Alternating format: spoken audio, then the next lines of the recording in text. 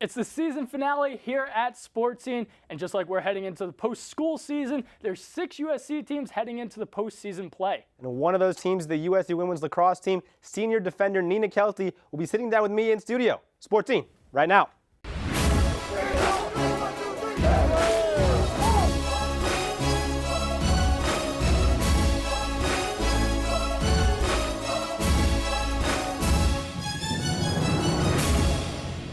Hello there, and welcome into the luxurious Annenberg Media Center. I'm Connor McGlynn. And I'm Jackson Saffon. Connor, it's time for the playoffs. Playoffs are here, and the USC women's lacrosse team starts tomorrow, except they actually don't. They will be starting a day after because they earned the 1 seed in the MPSF on a well-deserved bye. So they're going to take on the winner of the 4-5 matchup between Oregon and San Diego State. And with an opponent uncertain, it's easy to get caught up looking down the road, especially with an undefeated record in the MPSFs. However, as senior attacker Kylie Drexel told us, they have to take it one day at a time. We want to go farther than we've ever gone before. I think right now our goal is just playing one game at a time and focusing on that team and what we need to do best to get that win and then carry on to the next. Carrying on to the next might be easy, but not further down the road. You see right here, the bracket gets gradually harder as you would expect looking forward for USC. Yeah, but before we get to the end of the bracket, USC's first matchup, that 4-5 game, the winner of the Oregon-San Diego State game, that one might not end up being too tough for USC. They've played both Oregon and San Diego State earlier this season, beat both of them by double digits. Yeah, and one team that might get a little harder further down the road is this number 2 seeded Colorado. You have to imagine they may end up facing USC in the finals. But the last time the two teams met was earlier this month in the LA Memorial Coliseum. We have highlights here. You can see USC coming away with that 11-5 victory. A large part of it came to holding the Buffs to 0 goals in the second half. They shut them out 7-0, the second leading scoring offense in Colorado. So it was a good defensive performance that really propelled them to the victory in the Coliseum. And one of those defenders who helped that incredible defensive effort against Colorado, Nina Kelty. Thank you so much for joining me. Yeah. So you guys won the MPSF tournament last year, but it was up in Stanford. This year, because you've earned the 1 seed, you get to host the tournament here at your home stadium. So what's that like for you guys as a team, especially in your senior season? I think it's really exciting because it's the first time in program history that we'll be hosting. And we've played at Stanford the last 2 years, and the year before that was at Denver. So playing at home is a huge advantage. We typically play our best at home, actually, and we have our family and friends in town. So it'll be really exciting. And I think we take a lot of pride in the fact that we played really hard last season to win that number 1 seed and the hosting advantage. So we're really excited about it. And so the All-MPSF honors were just released, and your teammate Micaela Michael won MPSF Player of the Year once again, and you were named All-MPSF second team. Congratulations. Thank you. So that's actually your 3rd time winning the award, but you're also 2 times on the All-MPSF academic team. So what's it been like balancing the Division I athletics and also the USC education? I think it's really hard, to be honest. I mean, it's a lot of time management and a lot of, you got to say no to a lot of social life, fun extracurriculars, but at the end of the day, I think I almost do better when I'm busy and I'm in season and I'm traveling. You're forced to focus on your work and get everything done. And I think it's just a matter of being motivated and surrounding yourself with people, whether it's tutors, academic advisors, or teammates who have a similar mindset, who want to work hard. Absolutely. And so your senior class was the 2nd class ever for women's lacrosse here at USC. So what has this class and this group of girls meant to you? Well, we've gone through a lot. We've seen it all. We've come in and we've been like the fresh meat and had to, do all the hard stuff and work our way up and kind of create the culture behind this team. And we've done punishments and done all the running and all the lifting. We've done all the fun things, and I think it's just all coming together. We've been through everything together, and now it's survive and advance. It could be we have 1 week left of it, or it could all be over. It could be a month left, so we're just trying to enjoy it while it lasts. And on top of that, Coach Monday, she's been so valuable to this program. What has Coach Monday meant to you guys? Well, she's really the one who's really set the culture and the vibe for this whole team. And she's just been a really great leader, and she's been able to help us all grow as players and improve our skill set from the day we walked in to now 4 years later. We've all grown as players, but also as people. She supports us in the classroom and as individuals. So you were actually born in Japan, correct? Yeah. So when did you move to the United States, and then when did you start playing lacrosse? I moved here when I was 3, and then I moved back there when I was 4, but I go back every summer usually for like a month or 2. And I have family there. My grandparents from Japan are actually going to be coming out for our NCAA games that we'll be hosting. Oh, very exciting. But I started lacrosse actually really late. I was a soccer player and I started my freshman year in high school. Wow. But it's also because I'm from California and lacrosse isn't as big out here. Right. Most of the girls on the East Coast are born out of the womb playing lacrosse at like age 4. So you can speak Japanese, is that correct? Yeah. So I might put you on the spot a little bit here. Right. How do you say fight on in Japanese? Well, there's not like a literal translation, but like a similar saying would be gambare. Gambare. Yeah. Gambare. Gambare. Well, gambare, and good luck in your games this week in the MPSF tournament you. and the NCAA tournament. You can catch Nina and the rest of the women of Troy on Friday at McAllister Field as they will await the winner of the Oregon and San Diego State match.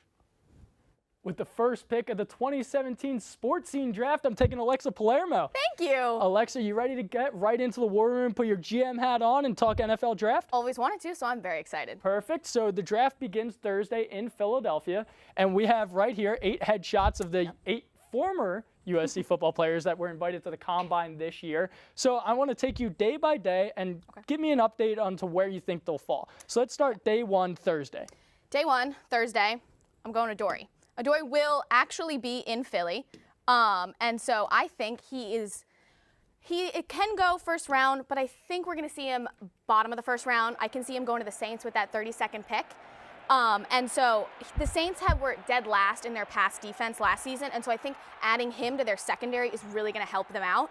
He's a very versatile player, which can also help them out on many other aspects, but I can definitely see him going to the Saints, 32nd pick. And obviously the Adoree charisma Yes. fits right in with New Orleans, and Sean Payton really likes those aggressive type corners, so I could see that really playing out. But now we're shaping into day 2. That means Friday. We're seeing rounds 2 and 3. Do we have any of these guys coming off the board? Yeah, I mean, I think once you get down lower, I mean, round 2, I could probably see Juju. The problem with Juju is he's either overrated or underrated, and I can never decide which it actually is. He can be seen, I think the problem that a lot of GMs and teams are having is that he can be seen very immature. He loves to have a great time on the field, which is great for us to watch, but some of the GMs think he's immature. He is the youngest in the draft this year, so maybe that is also contributing to the problem, but he is super talented after a catch. So he's a very physical runner, and I can see him going to someone like the Colts where they like their players to play double duty kind of. Like they drafted Andrew Luck as quarterback and linebacker, and then I can see him doing wide receiver and linebacker at the same time. So you never know. And obviously physicality kind of goes hand in hand with Juju Smith-Schuster. Had the hand surgery and came back the very next week. So he's been able to play through zombie Juju status. And the Colts' Pierre Garçon kind of has that same build, the height, the speed. So I kind of like that matchup. But we still have a few guys left on the board here, and we're getting towards the end of the draft. So once it gets towards the end of the draft, you're kind of stuck with maybe their teams are just filling spots, like they're not getting those big names. But I think a big name that will go day 3 is Banner. Zach is extremely talented, but the one thing that he has really going for him is his very large frame. He's 6'9", 350 pounds now, and teams are looking for that on their outside of their lines.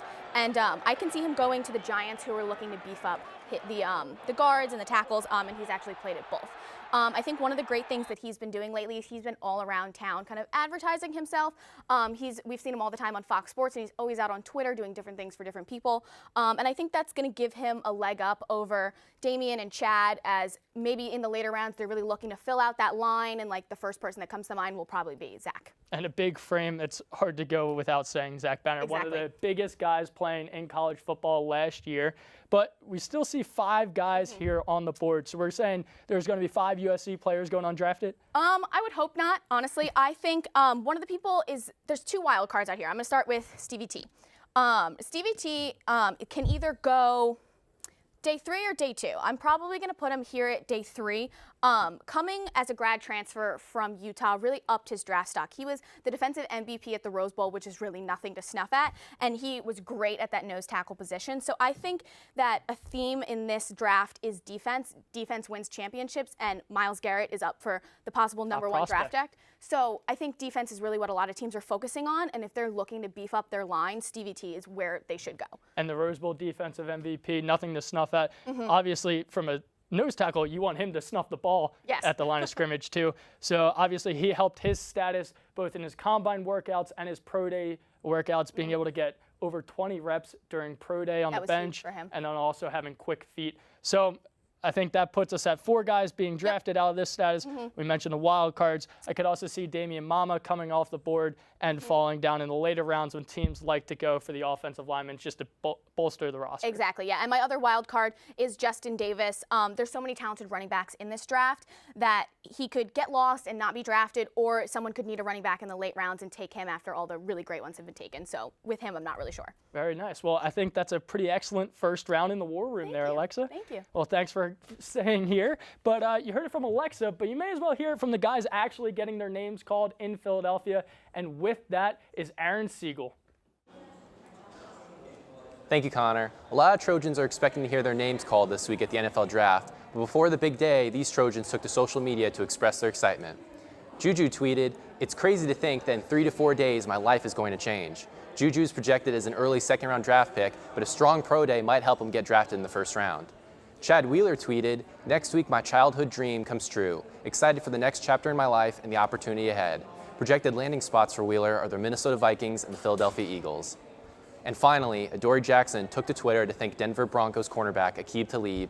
When asked what corners Talib liked out of this year's draft class, he said, "Adoree has the it factor and is a hell of a football player." With the NFL Draft a day away, I expect plenty more posts to come. Back to you in the studio. Thank you, Aaron. Now, let's get back to a sport that's actually in season. The women's water polo team, they're going to start their MPSF tournament tomorrow. I'm joined by Ben Albert, Benny Brackets, to help break it down. Benny Brackets is back. Thank you for having me, my guy. Let's get after it. Let's do it. So USC, they've dropped to that 3 line with a couple late season losses to Stanford and UCLA, so they're not going to get that coveted bye, and instead are going to take on San Jose State in the first round. They've already played them this season. What do you expect to see there? Yeah, Jackson, when they played earlier in the season, it was actually just a couple weeks ago, USC won handily. It was 19-3. They shut out San Jose State in the second half of that game the entire time, and to me, I see USC repeating that success. Obviously, they have to prepare the right way. They have to come mentally ready to go, but I do think USC is going to move on. Brigitte Games, for instance, scored 7 goals. That's a career high for her in that game. Expect USC to be moving on from that first round. And if they do get that win, which I'd say we're expecting them to, they're probably going to have to take on number 2 Stanford, the team that gave them that loss to end their streak. So what are you seeing in that matchup? Both teams have beaten each other this year. Right. Yeah, Stanford ended USC's 52-game win streak. USC won earlier this season against Stanford by just 1 goal. It was a tightly contested game. Right. But then Stanford just beat USC, and they beat them at home here to Tangsu. They won by 4 goals. So this game is definitely going to be one to watch because Stanford has proven they can definitely beat USC. They're ranked higher than USC right now. And look, USC can definitely pull this one off, but they're going to need a team effort. Everybody's going to have to bring their A game. Yeah, and they're not going to be in the comfort of the Tangsu Aquatic Center for the MPSF tournament, so it's a little bit of a disadvantage again for them. But if they can make it past Stanford, it's going to be a really tough game. They're going to take on number 1 ranked UCLA, who just beat them last week. What are you seeing there? Exactly, and you mentioned it's not going to be at Tangsu. Well, UCLA, when they beat USC last week by another 4 goals, it was at UCLA, which is where this tournament's taking place. So that is a bit of a cause for concern for USC. Let's put it this way. It's going to be a tough road no matter what. Yes. We've talked about it on the show before. The MPSF is the most talented conference in the country, and this is why. You've got Stanford, you've got UCLA, and you've got USC all competing. You don't know what's going to happen, but we know that USC is good enough to win. So if they bring it and they're prepared, hopefully that loss earlier might fuel the fire, might give them a little bit to take away from the earlier game that they can do right this time. They'll come out on top. And they're definitely prepared. They're geared up for this tournament. They're excited for the chance to play these 2 teams once again, potentially. And senior Avery Pearson spoke about how excited they are for the postseason this week in practice. It's always really exciting, and I think it really fires up everyone on the team because Stanford and UCLA are 2 of our bigger rivals, and it's exciting to play them. So I think everyone's pretty excited, and then once we get into MPSF tournament and NC2As, it's kind of all on the line, so it's very emotional, and everyone's putting in their all, but that's what makes it the most exciting part of season. She said it. She talked about putting in her all. Ben, I'm going to make you put in your all, put you on the spot a little bit here. Where do you see USC ending up in this tournament? Let's see. Jackson, as I said, San Jose State, I think they win. I think they beat Stanford. Okay. I think it's going to be a number 1, number 2, UCLA, USC, crosstown rivals going at it.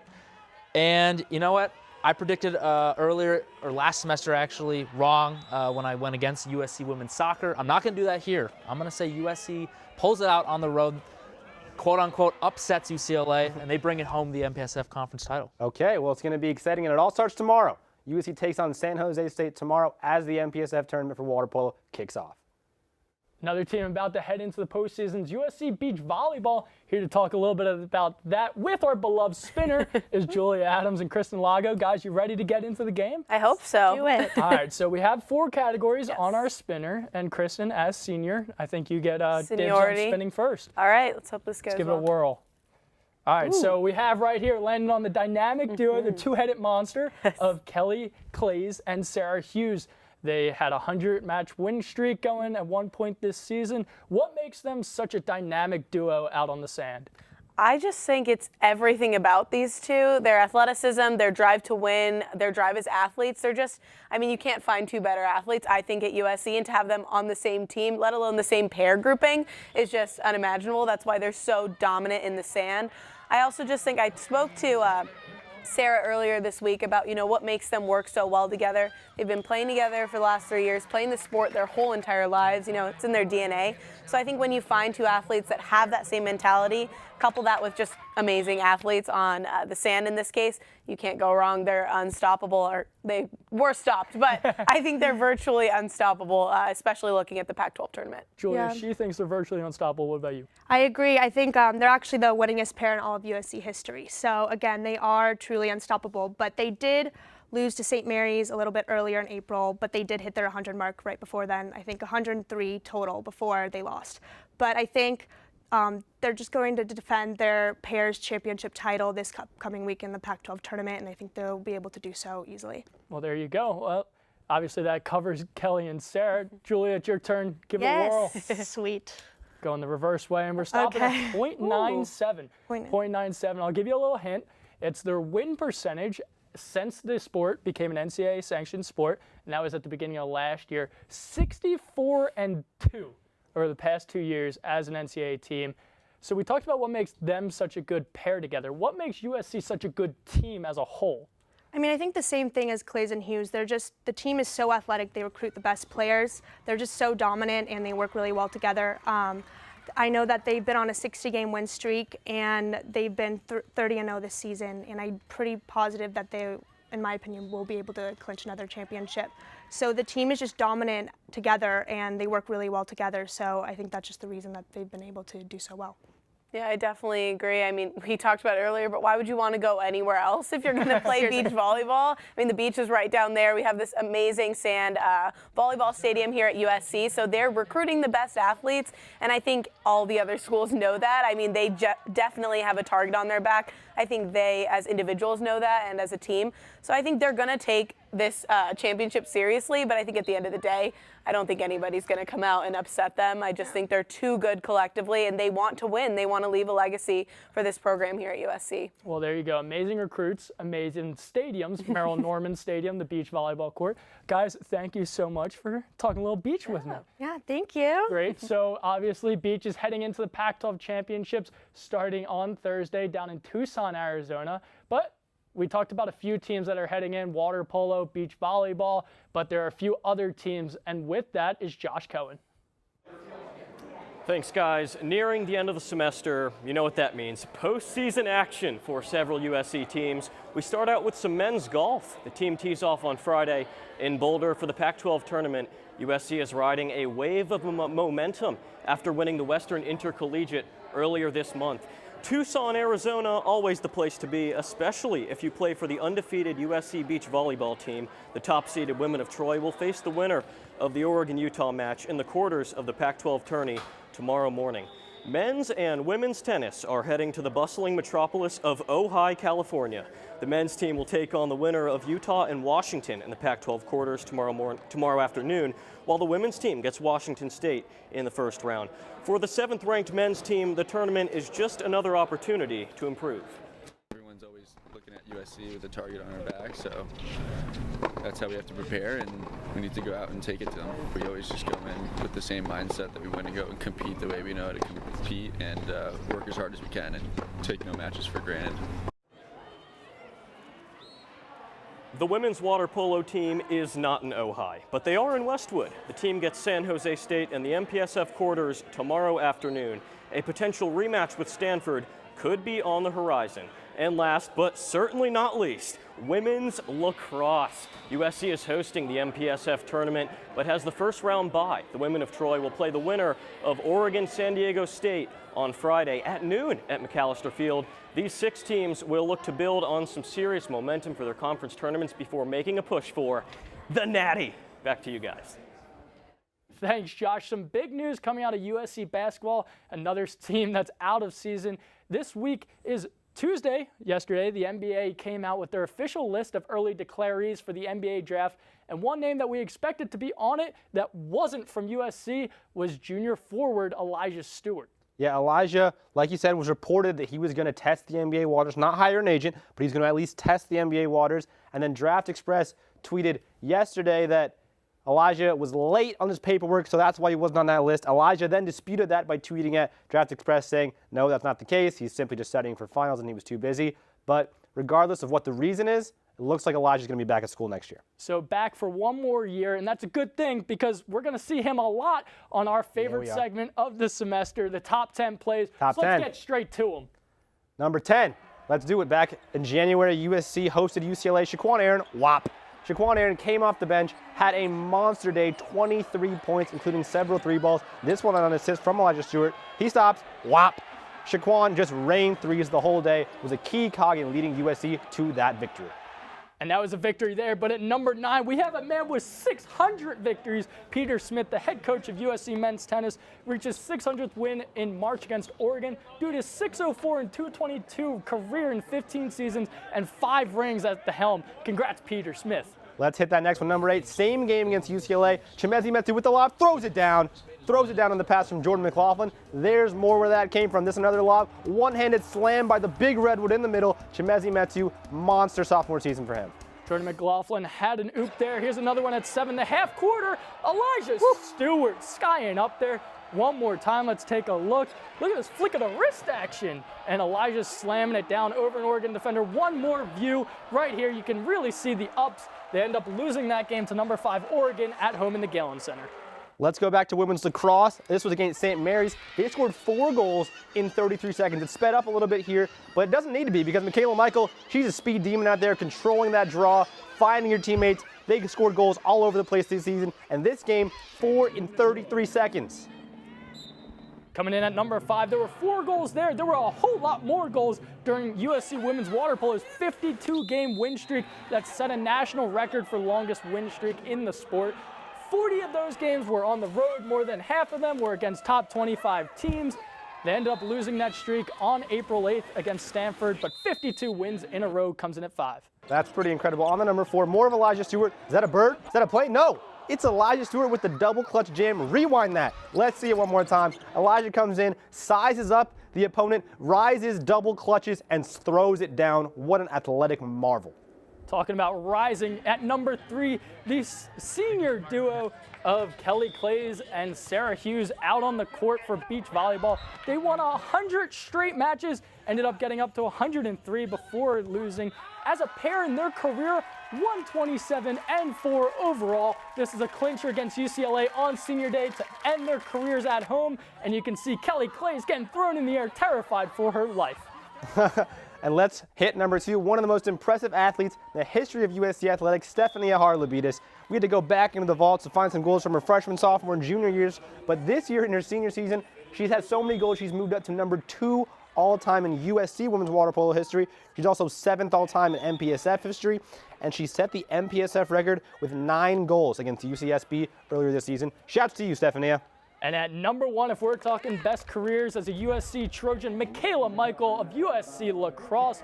She pretty much has it all done. This year's MPSF Player of the Year award winner. She's also USC's career leader in points, goals, shots, draw controls, second in MPSF history in over 200 goals. And get this, 38 career hat tricks. Micaela Michael, your number 1 player of the semester. Wow, that was an incredible display by so many USC athletes. I'm shocked. I don't think I could do any of those things. I'm pretty much out of breath just talking about all those accomplishments. There were so many seniors on the top of that list, especially in the top 3 with Stephania, Sarah, and Kelly, and number 1, Micaela Michael. But before we sign off here for the last time this semester, I want to thank a senior, Connor McGlenn. This is his last show. He's one of the original founders of this show, helped create it, helped grow it into what it is. All the seniors, Keela, you as well, also one of the first early EPs of the show. Just so many people have helped put on this show. Of course, can't forget director Abby Flaxer. There's just so many people that have contributed so much to this show. And I mean, I'm just thankful. Thankful to you, thankful to all the people who have helped make this show what it is and make our time here at USC Annenberg what has been in Studio SC. Absolutely. You can't go enough about saying all the seniors that worked on this show. A couple other people that need to be mentioned is our faculty supervisor, Stacy Scholder, all the advice that she gives us throughout the semester and really allowing us to put this show on. Our supervisor, Tom Norris, over in Tech Ops. He's the man that replaced the word no with we'll make it happen anytime we come up to him with any crazy things that we want to do. And also throwing it back to the founder, Alyssa Nakamoto, who brought me in to do this when it was just an idea and really allowed this show to blossom into what it is now. All of our viewers that are supporting us, making us go into the field that we want to do. And finally, you, Jackson, and each and every person that we saw on the show today and everyone that has helped out with this show over the past 3 years. We couldn't be where we are right now with all the help and support that we get from everyone that volunteers on this show. Really thankful for everything that everyone here does. So for one last time, coming from Studio C, you can find us on social media, on Facebook and Twitter at SportsSceneUSC. And before we go to the summer, make sure you have yourself a fun one, a safe one, and they'll see you next year.